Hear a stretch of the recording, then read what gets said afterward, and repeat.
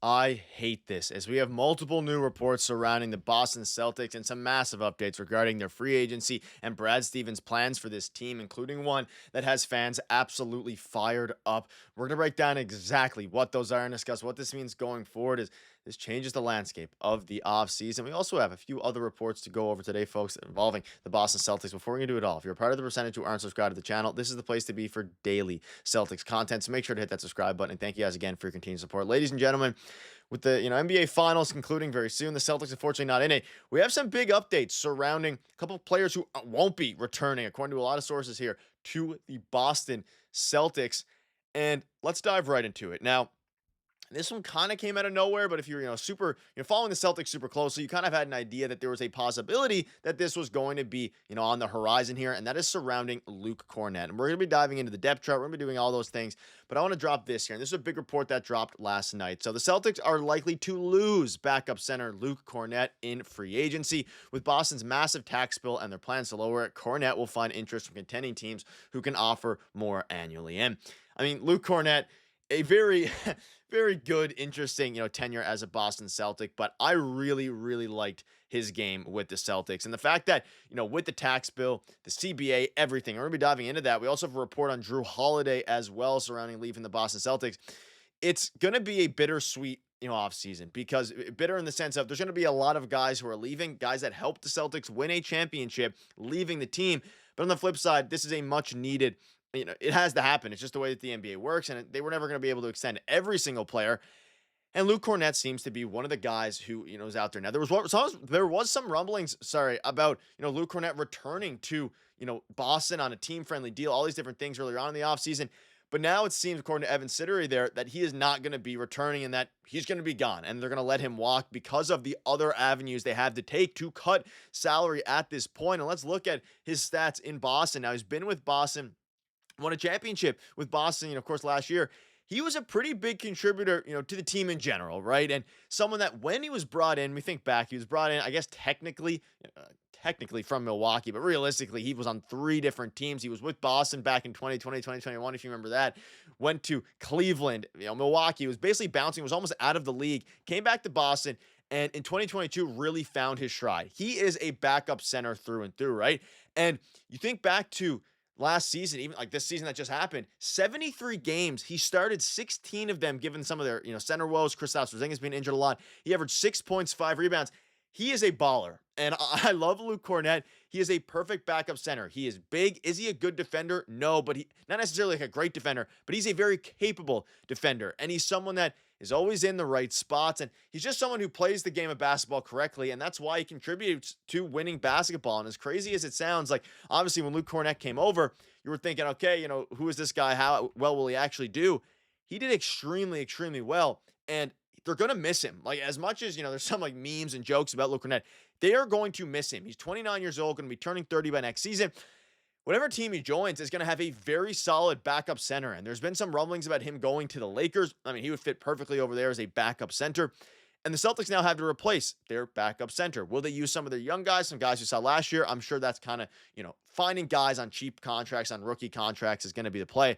But it's not like Luke Kornet was going to get a massive contract anyway. But for, the amount of money that you're going to spend on Kornet and he's going to command in the free agency market, especially off of the best season of his career, like undoubtedly, maybe compared to, his second year, sophomore year there with New York, he contributes to winning basketball. And I'm curious to see what you guys think about Kornet down below. Are you sad? Do you think they should re-sign him? I know there's some people talking about that.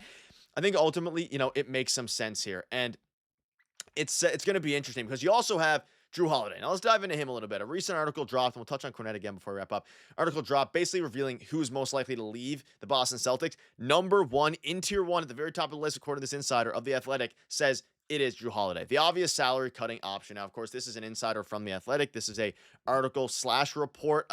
It's not firmly saying that Jrue Holiday is 100% gone, but again, it is, take it with a grain of salt, but this is what he said. Even if the Celtics takes a less aggressive approach to salary cutting, Holiday is an obvious trade candidate. He's set to turn 35 this week. He could be 36 by the time Tatum plays his next game. Holiday's offense dips this past season, but he remained one of the best defenders in the league. And of course, his contract's huge, right? It's going to be easier to get off of Kristaps Porziņģis than it is Jrue Holiday.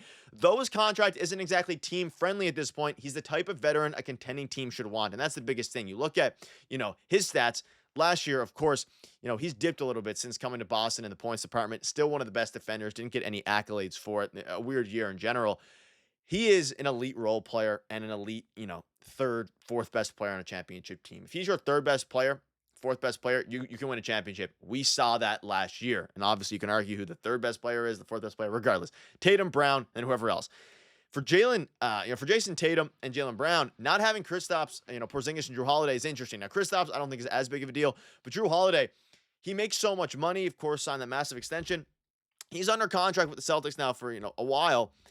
He's going to get, at least for a little bit longer. He's not, a rental in this for any team that trades for him, rather. He's not going to be expiring. He is an elite defender.